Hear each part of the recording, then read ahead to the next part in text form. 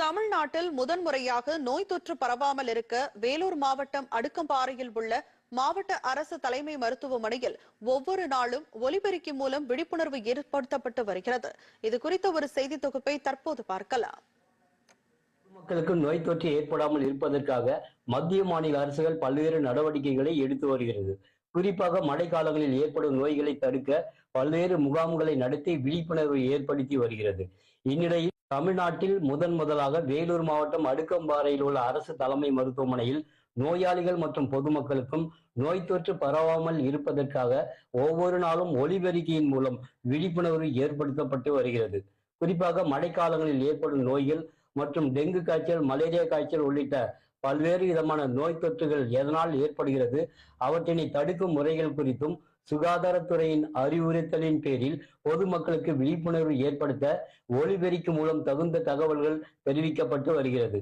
இதன் காரணமாக நாள்தோறும் மருத்துவமனைக்கு வரும் நோயாளிகள் மற்றும் அவரது உறவினர்கள் மற்றும் பொதுமக்கள் தெரிந்து கொள்ளும் வகையில் இந்த விழிப்புணர்வு பயனுள்ளதாக அமைந்துள்ளது. டெங்கு கொசுக்களை ஒழிப்போம், டெங்கு கொசுக்கள் மேற்கொண்டு உற்பத்தியாகாமல் இருக்க தடுப்போம். மழை காலங்களில் வீட்டு சுற்றுப்புறங்களில் டெங்கு கொசுக்கள் உற்பத்தியாகும் இடங்கள் திறந்த மேல்நிலை தொட்டி, சிமெண்ட் தொட்டி, ஆட்டுகள் உரல், பெயிண்ட் டப்பா, டயர்கள், பிளாஸ்டிக் குடம், வாளி, தேங்காய் ஓடுகள், தேங்காய் இளநீர் படனம் வெட்டி சாப்பிட்டு மட்டைகளை, டயர்கள், பிளாஸ்டிக் வீட்டு இருக்காம போட்டிருப்பீங்க. அதுல மழை நீர் தேங்கி அதுல இருந்தா டெங்கு கொசு உற்பத்தியாகி நம்மள கடிக்குது. அதுல இருந்தா நமக்கு உடல்நிலை பாதிப்பு ஏற்படுது. வீட்டு சுற்றுப்புறங்களில் மழை நீர் தேங்காத அளவுக்கு தூய்மையாக வைத்துக் கொள்ள வேண்டும்.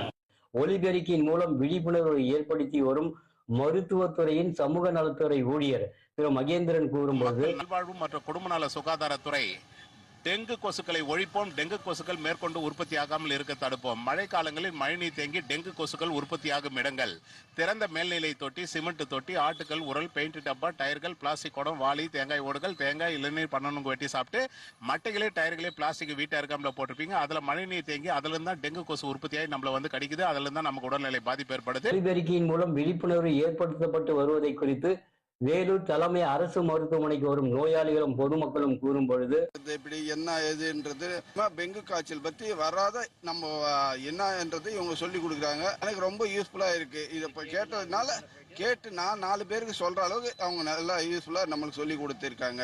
எனக்கு தெரிஞ்ச வரைக்கும் அடுத்தவங்களுக்கு நான் சொல்றதுக்கு நல்லா தயாரா இருக்கேன். இவங்க சொன்ன விஷயத்தை கேட்ட பிறகு எனக்கு ரொம்ப யூஸ்ஃபுல்லா இருக்கு. டெங்கு வராமல் இருப்பதற்கான தடுப்பு முறைகளை வீட்டில் தண்ணி தேங்காமல் இருக்க வேண்டும், ஃப்ரிட்ஜில் பின்னாடி தண்ணி இருக்கக்கூடாது, சுற்றுப்புறத்தை தூய்மையாக வைத்துக் கொள்ள வேண்டும் என்றும் தெளிவாக எடுத்து கூறினார்கள். இந்த தகவல்கள் எங்களுக்கு மிகவும் பயனுள்ளதாக அமைந்திருக்கிறது. டிடி தமிழ் செய்திகளுக்காக வேலூர் அடுக்கம்பாறை அரசு தலைமை மருத்துவமனையிலிருந்து மோகன். இலங்கையில் அடுத்த